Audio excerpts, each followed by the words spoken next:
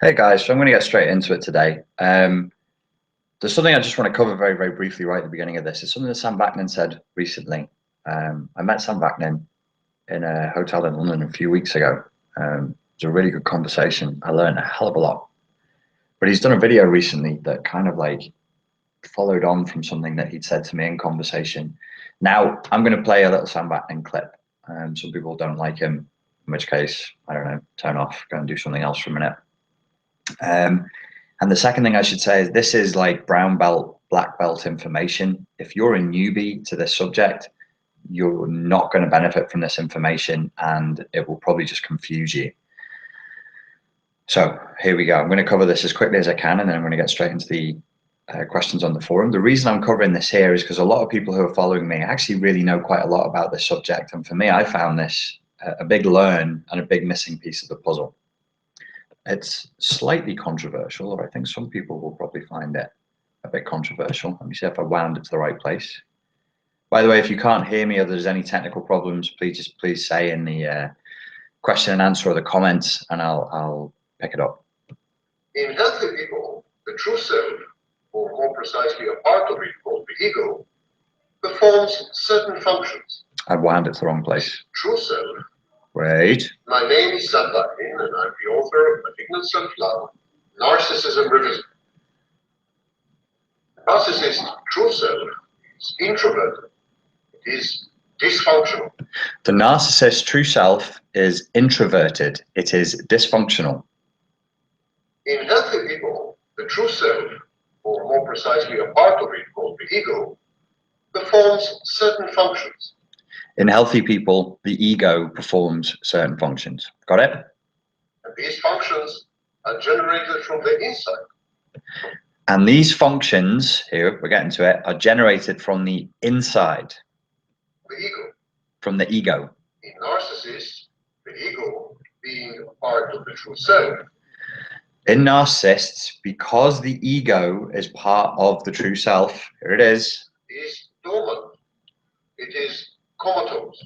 The ego is effectively dormant or comatose. You could say that narcissists, ironically, have no ego. So you could say, ironically, that narcissists have no ego. So there's two trigger things here that are going to wind people up. One is that people have identified as introverts when they've self-identified as introverts, when they don't really have a proper understanding of what the term introverted really means. You should go and look up what Jung was talking about when he spoke about introverts versus extroverts, not the common parlance, not the way we normally talk about introversion or extroversion, but what introversion actually meant to Jung, the man who coined the phrase. Freud's student Jung coined the phrase. And it's actually more about where the sense of self is drawn from and where the energy of the self is drawn from. If it is drawn externally, then it is said to be an extroverted person. If it is drawn internally, it's said to be an introverted person. This is controversial because people would look at somebody like me and go, you're clearly an extrovert because you have no problem doing public speaking, because I've masked my social anxiety, my inferiority complex and my complex PTSD symptoms so well, people just buy into the mask, think I'm really confident, and then think, well, you couldn't possibly be an introvert. I am most definitely an introverted person. So that's one thing that is going to confuse people and possibly trigger them. The idea as well that Sam has just said, that the narcissist is egoless. He says it ironically, ironically enough, the narcissist actually is quite egoless, must be understood, and will wind some people up who see themselves as being more spiritual, maybe Buddhists or Hindus, and they're like, that's the ultimate goal of Hinduism and Buddhism. How could you possibly say that people who are pathologically driven, neurotically driven to do acts of evil and generate so much bad karma for themselves and the people around them, how could they possibly be egoless? So let's go from Jung to Freud to the Vedic texts. So from Freud, he was the one who really spoke about the ego a lot, and when he spoke about it, it meant that boundaried part of the self, the high functioning, not the high necessarily high functioning, but the functioning part of the self that is the interpreter or the frontline guardian between my inner world and my outer world. And when people have very broken boundaries, as CPTSD enablers and pathological predators like narcissists and psychopaths have very broken boundaries, that's one of the many things that we share, this ego function is actually not working very well. So because we've imbibed a dodgy mix of poorly understood and poorly translated Eastern philosophy, a lot of people who are into psychology, but they're also into New Age stuff, and they're also into spirituality and Buddhism, and they're blending Buddhism and psychology, which could be, you know, can be a useful thing to do, has been done successfully several times. You know, Zen Buddhism and psychotherapy has been blended with good effects several times by different people. It still creates a lot of confusion, and it's actually really, it's a linguistic issue, which is my wheelhouse, as they say. Primarily, my first thing is language. Is languages, linguistics. That's my thing. That's the thing that I enjoy the most.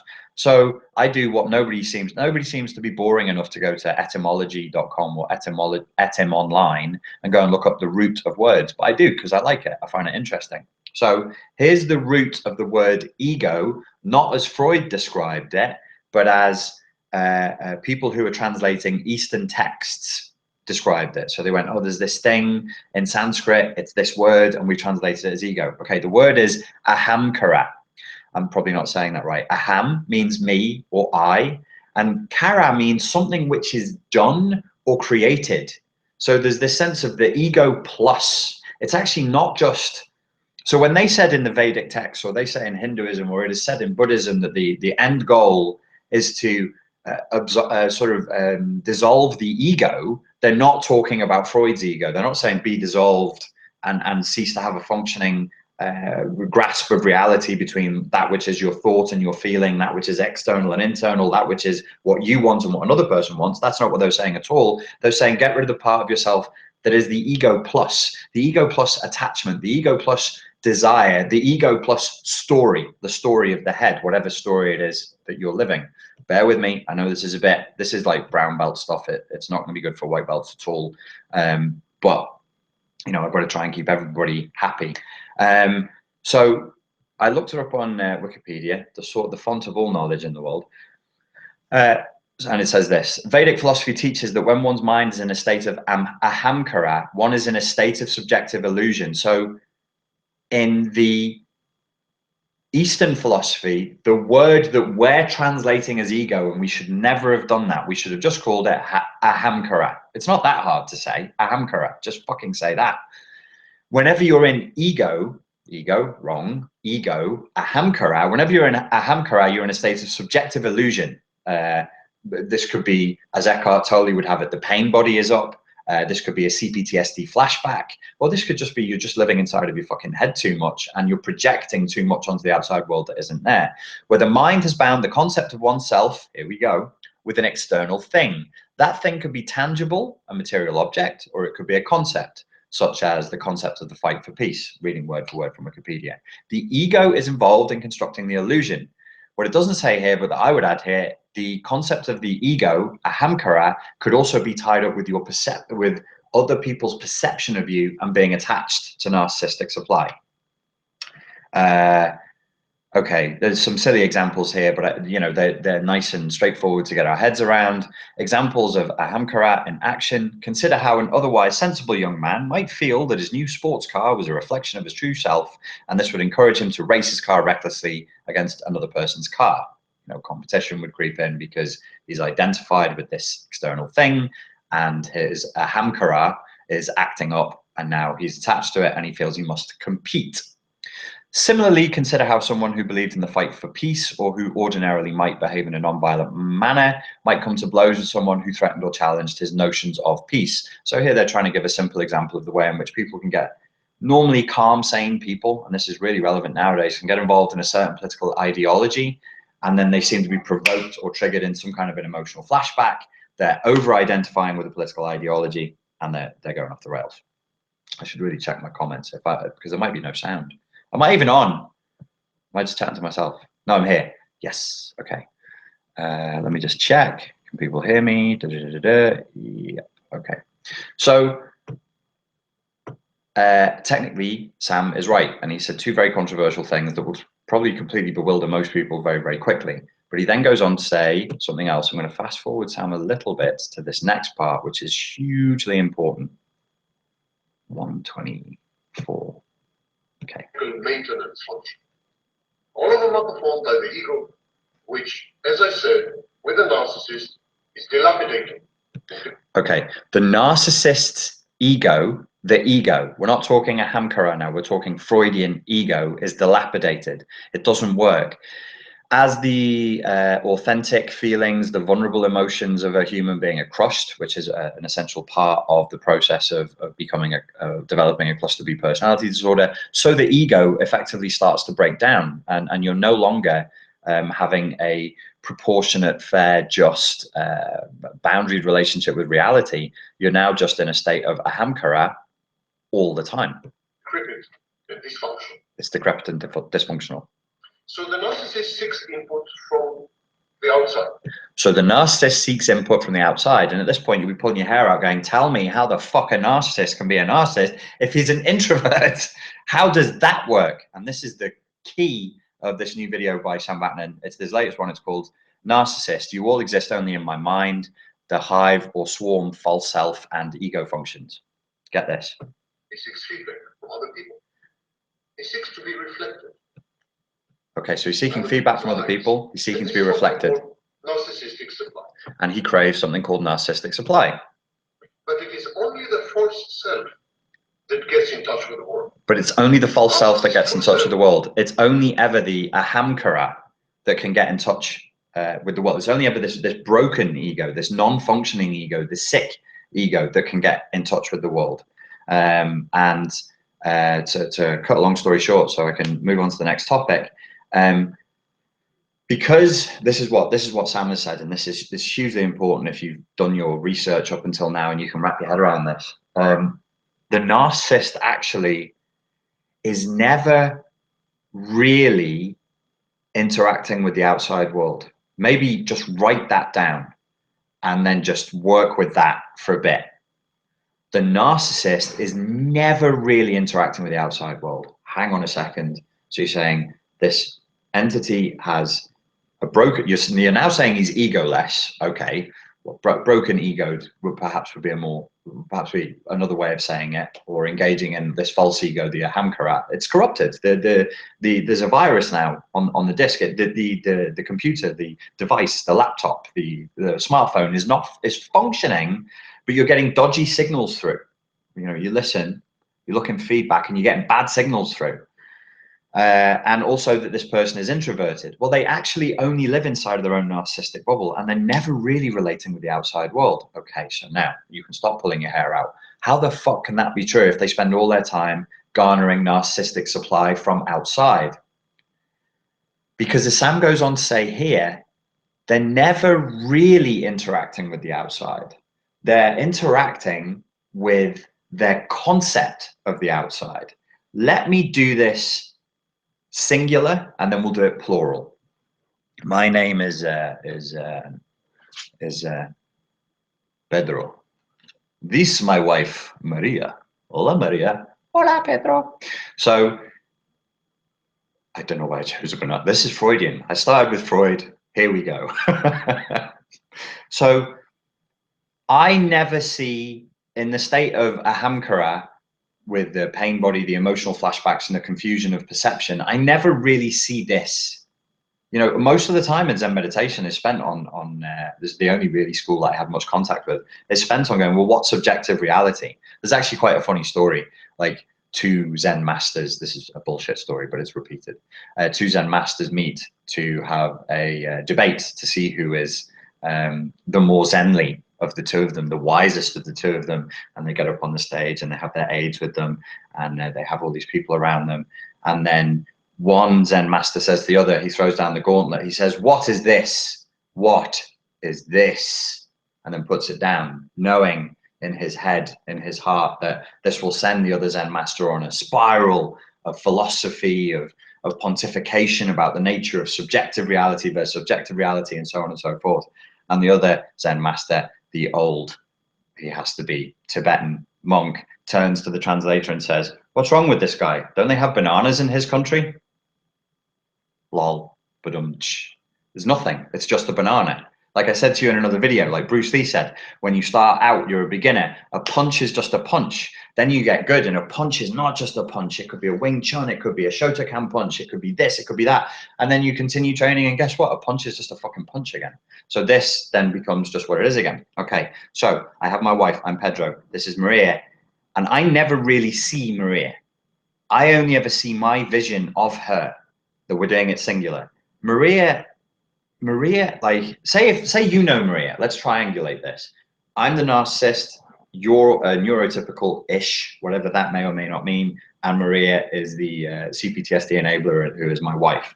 You see her, you don't see what I see. I can't see what you see, and you, as a non-narcissist, haven't got a fucking chance in hell of saying what I'm saying. You can get close to some of my coordinates, but you're never really going to know. I don't see Maria. I see my vision of her, and this is really important to lead into what I'm going to say next.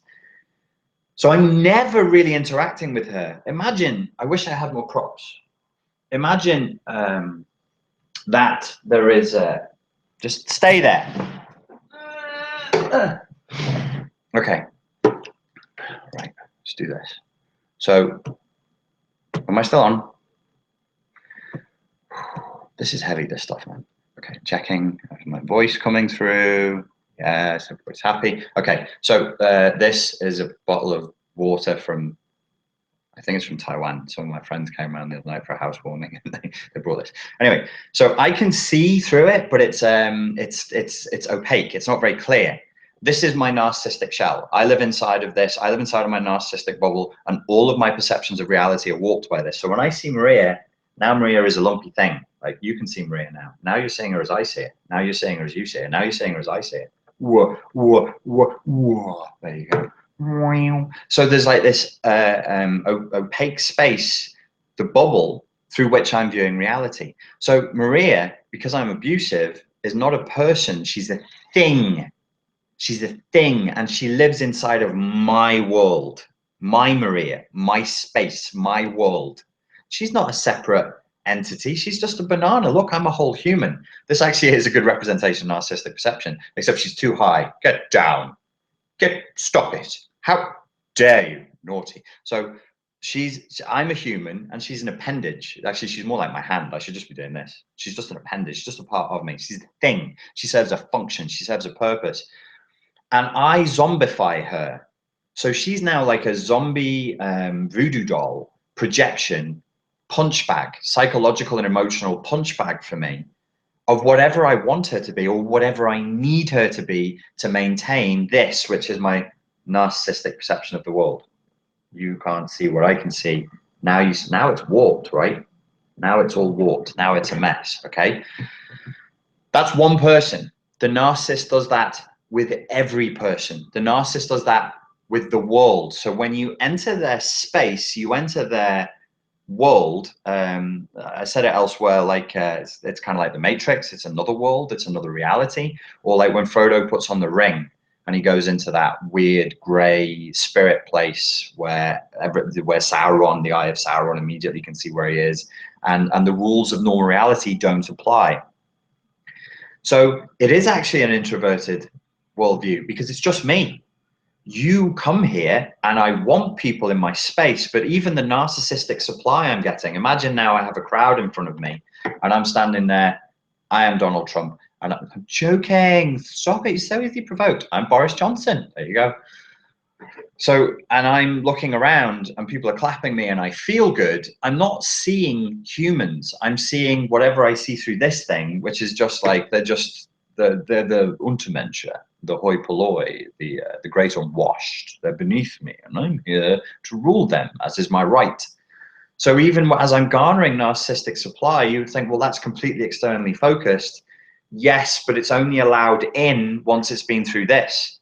This is why when you try and be objective and rational with a narcissist, it breaks down, because any light that comes through here is going to refract and twist and become changed. It's going to become completely changed, and then whatever they say back out is going to have a double filter come back out the other side, and it's just complete craziness. Which is why arguing with somebody who has a very narcissistic style, if not full-blown narcissistic personality disorder, drives you so crazy, because everything becomes warped. The back and forth just, it warps and rewarps, and then it rewarps, and it rewarps, and it does it with an agenda. Everything that comes through here, the glass of the shell, is designed to make me feel good and the other look bad.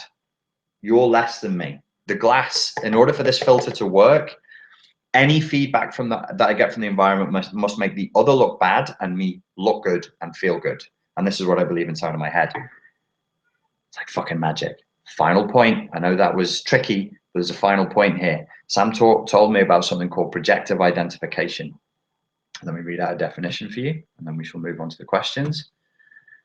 This is for my brown and black belts. Got to be a first stand to wrap your head around this shizzle. Projective identification is a term introduced by Melanie Klein to describe the process whereby, in a close relationship, as between a mother and child, lovers, or therapist and patient, parts of the self may, in unconscious fantasy, be thought of as being forced into the other person. So I feel intense rage, but it's not part of my self-image to feel intense rage, and only people who are out of control experience rage, and I am in control because I'm superior to this entity, but I am experiencing rage, so I need to project it out. And you go, yeah, we covered that. It's Freud. It's Freud's concept of psychological projection. Wait, this gets even sicker than that. While based on Freud's concept of psychological projection, projective identification represents a step beyond, goes one step further, guys. In R.D. Laing's words, the one person does not use the other merely as a hook to hang projections on. It's not like I have a hangover and I don't feel very good and I don't feel very capable, and that sends me into a shame spiral. So instead of just admitting I have a hangover and going, I don't feel very good, and just dealing with it, I go, you have a hangover and you don't feel very good. That would be normal psychological projection. Yes, bear with. He or she strives to find in the other, or to induce the other to become, the very embodiment of projection. So it is not just projection. He or she, in this context, the narcissistic personality, strives to find in the other, or to induce in the other, to become the very embodiment of projection. Feelings which cannot be consciously accessed are defensively, they rebound. So I get a feeling and it doesn't make me look good to myself, the mirror of my own self mirror. So it refracts, it bounces back out because this is a tough shell, boom, and it's gone. And where does it go? Away. The laser goes, and I go, no. And Maria gets it. And if you just tuned in now, that was going to be confusing. Maria gets it instead. And that's that's me then making her be what I want her to be. So feelings which cannot be consciously accessed are defensively projected into another person in order to evoke the thoughts or feelings projected. So it's not just I feel incapable and weak and I hate that. So I say you feel incapable and weak. No, it's sicker than that. It's I need you to be incapable and weak. So I then create scenarios, or I evoke the thoughts and feelings of incapacity and weakness. Imagine I'm a very, very angry person. It's just right outside of my reality to be angry. I would then cause my partner to go into rage cycles, and that's projective identification. I need her to be abusive towards me and rageful. I need her to be emotionally dysregulated and upset because I'm emotionally dysregulated and upset. And when she's emotionally dysregulated and upset and very angry, then I feel okay because I'm back in this reality where, yeah, I look good now. Oh, I look like shit. Oh no, make her really angry. You're the crappiest banana I've ever seen, and you're a funny shape. How dare you? See, angry. Oh, I look good again now. Now I look like I'm in control. How fucked up is that? Okay, I hope that was helpful. I think it's a huge piece of the puzzle. So that's why I wanted to get into that one straight away. Okay, let's nip on over to the forum. Snip over there. Okay. I'm on page 3 of the forum. If I've missed your questions, which I shouldn't have done because I'm trying to do this quite sequentially, and you've noticed that I've gone past your question, just send me an email and say, hey, you missed my question. Go back and answer it, guy. I will try to. I have limited time, but I'm doing the best I can for you, guys and girls. True Self 1 asks, why am I terrified of male figures that I admire? Most likely because a male figure in your childhood terrified you, and perhaps somebody that you felt admiration for. Most likely, the most likely explanation is that it was whoever your first male caregiver was, whoever the first father figure was. There was a broken attachment with him, and that he made you feel terrified. He made you feel frightened. He might not have been rageful. The important thing here is that you feel. The important thing here is what you feel. So you said you feel terrified. Well, there's all kinds of things that can make a little girl feel terror, and rageful daddy might make her feel terror, but also a father that could potentially leave her or abandon her would also make her feel terrified, I would think. On to the next question. The Minx. Somebody's posted the video I made called The One Question You Need to Identify a Narcissist. It says, this video was my introduction to your work and to you. This turned on a floodlight in my head and I feel empowered now having this tool in my pocket. Thank you. What are some other questions that would work to determine if someone is a narcissist? Your original question would work with most of the narcissists I've known, but a few of the covert ones have the false humility routine down pat and could easily answer that one. Yeah, and honestly, to that extent, it renders the question useless, because who's scared of overt narcissists, really? I mean, if it's out there and they're saying, yeah, I'm a narcissist, because the best question, it came out not longer after I did that, oh no, was it before? Yeah, around the same time. Well, maybe this was based on that. Anyway, a university in America they found the best way of finding out whether a narcissist is a narcissist, if they're a classic narcissist, which is to give them a list of narcissistic tendencies and say, it's a self-reported questionnaire, does this sound like you? And the people who were then tested later for MPD actually just said, yeah, that sounds like me. So they would be like, this is what a narcissist is. Do you do that? Yeah, I do. Because they're overts. They're not frightened of losing their narcissistic supply. The overt believes that they're awesome and the world agrees with them. The covert believes inside that, in a very shameful, sweaty, guilty way, that they're entitled to more than other people and that they're an unrecognized genius or unrecognized brilliance. And they're kind of angry with themselves and they fight with themselves about it.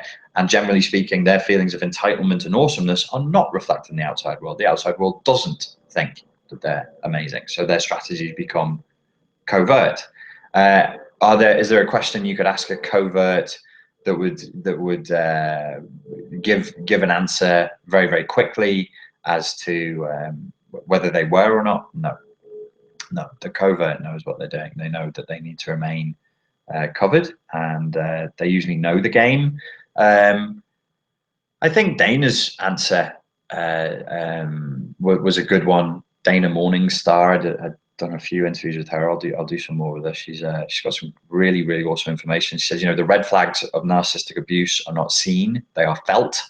And you should really go with what you feel. And before her, Patrice O'Neill, who I'm a big fan of, he would say the same thing. If you feel something in a relationship, if somebody says something to you in a certain way and you feel something, you should acknowledge that and you should act on it. That was good advice from Patrice. So you should really feel it. And with a covert narcissist, it's going to take some time. I guess, this is a very much like a beginner CPTSD enabler question. If you've been around me for longer and you know my work for a long time, I would say just don't be a divvy. And what I mean by that, well-meant bit of ribbing, jesting with you, is that you actually know perfectly well that the person is not right. You know perfectly well that they're too good to be true. You know perfectly well that they say and do odd things all the time. You just shove it away. So just don't be a divvy.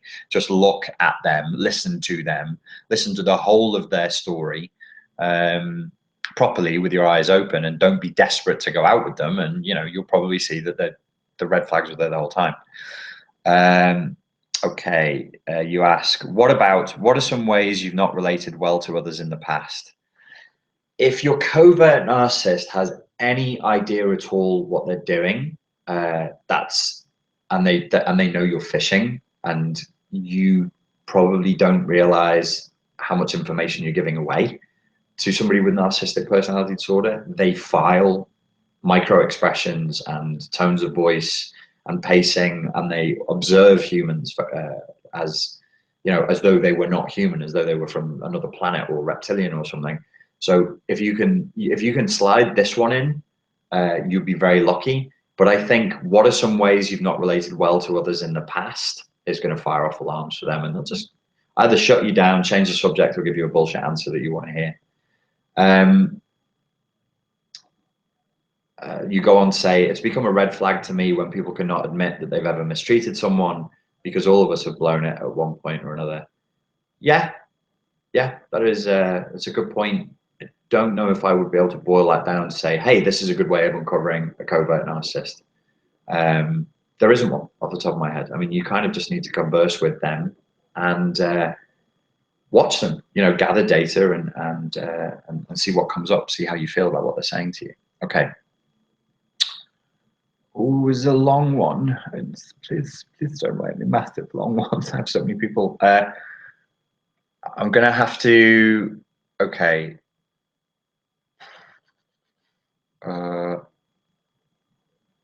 Life coach, help. I need a man's perspective who understands psychology of healthy and unhealthy men. Found out in October the reason I've been in a sexless relationship 15 years. I kicked my husband out. I believe I was in shock for the first 3 months and now trying to make sense of it all. Nothing makes sense. He is a porn addict. But as I've read and really pay attention now, I believe him to be MPD. No real empathy there. Also just realized via one of your videos that I must have CPTSD, rude awakening. I was obviously stupid and naive. Those are shaming words. These are not the words I would use for you. I would say that you were brainwashed in childhood into a slave mentality that you did not consent to, could not have consented to, and never would have consented to. He withheld sex from me. And okay, so let's go down here because there's a lot of questions I need to answer. His porn was compulsive. I never even knew he was a sexual being. Side note, we met in college and did have sex then, but even then there were red flags that I wrote off. Idiot me. There's a lot of inner critic work going on there. I never caught any of it. The way it came out was I was writing down all the crazy things he said, and on paper it became glaringly clear it was not me, it was him.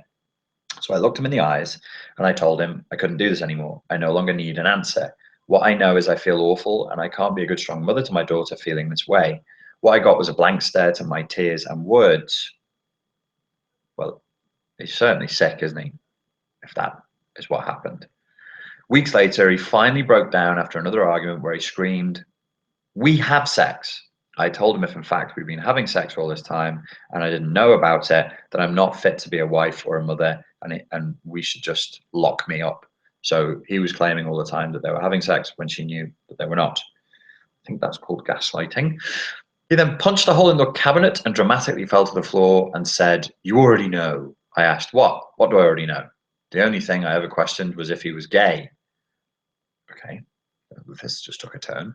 He finally said he thought he was a porn addict. I never knew. Oh, you asked if he was gay because he didn't want to have sex with you. Okay. I never knew anything about porn. I kicked him out. Lots of weird stuff has come out. He compulsively masturbated. He compulsively masturbated at work, at home, all anal. Oh, right. Okay. Now we're gonna